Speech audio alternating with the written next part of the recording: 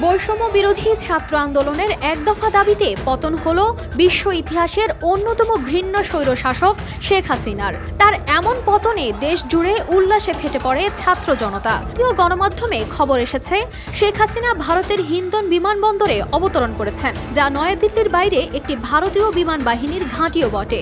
আরও জানা গিয়েছে শেখ হাসিনা ভারতে রাজনৈতিক আশ্রয় চাননি, তাই তার পরবর্তী গন্তব্য নিয়ে শুরু হয়েছে জল্পনা, কিংবা তিনি যেতে পারেন লন্ডনেও। তবে এভাবে পদত্যাগ করে দেশ ছেড়ে পালিয়ে যাওয়ার খবর ফলাও করে প্রচার পেয়েছে আন্তর্জাতিক গণমাধ্যমেও। 100 গ্রাম রাঁধুনি হলুদ বা মরিচের গুঁড়ার সাথে 2টি এবং 200 গ্রামের সাথে 4টি রাঁধুনি স্বাদ মিশালি ফ্রি। সংবাদ মাধ্যম বিবিসি জানায় শেখ হাসিনা পদত্যাগ করেছেন। বিবিসির স্থানীয় প্রতিনিধির বরাতে এ খবর দেওয়া হয়েছে। সেই সঙ্গে বিবিসি জানিয়েছে শেখ হাসিনা নিরাপদ আশ্রয়ের জন্য দেশ ছেড়েছেন, সঙ্গে রেহানাও আছেন। আল জাজিরা বলছে একটি সামরিক হেলিকপ্টারে করে শেখ হাসিনা দেশ ছেড়েছেন। তার সরকারি আবাস গণভবনে হাজারো মানুষ ঢুকে পড়েছে। এএফপির খবরেও বোনকে সঙ্গে নিয়ে শেখ হাসিনার দেশত্যাগের খবর প্রকাশ করা হয়েছে। সংবাদ মাধ্যমটি বলছে নিরাপদ আশ্রয়ের উদ্দেশ্যে তিনি বাংলাদেশ ছেড়েছেন। স্থানীয় সংবাদ মাধ্যমের বরাতে এএফপি বলেছে হাজারো মানুষ গণভবনে ঢুকে পড়েছে। এদিকে রয়টার্স বলছে শেখ হাসিনা প্রধানমন্ত্রীর পদ ছেড়েছেন, বাংলাদেশও ছেড়ে গেছেন। সিএনএন বলছে রাজধানী ঢাকায় প্রধানমন্ত্রীর সরকারি বাসভবনে বিক্ষোভকারীরা হামলার পর বাংলাদেশের সেনাপ্রধান জেনারেল ওয়াকারুজ্জামানের ঘোষণা আসে। এ সময় হাসিনার বাড়ির কাছে যানবাহন থেকে আগুনের শিখা দেখা গেছে। পুলিশ আশপাশের দিকে আসা লোকজনের ভিড় সামলাতে পারেনি।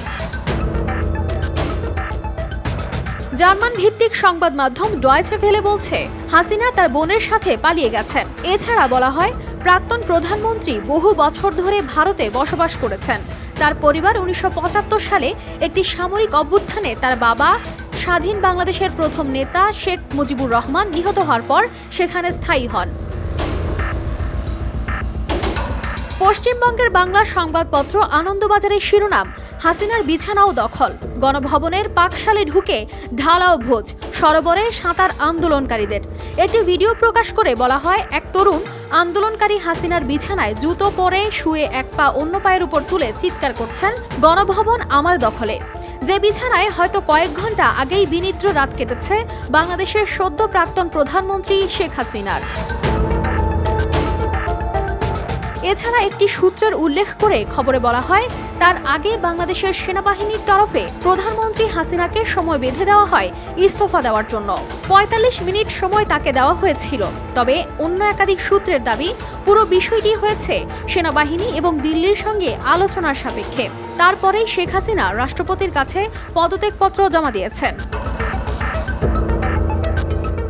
কানিজ ফাতেমা শিমু, RTV।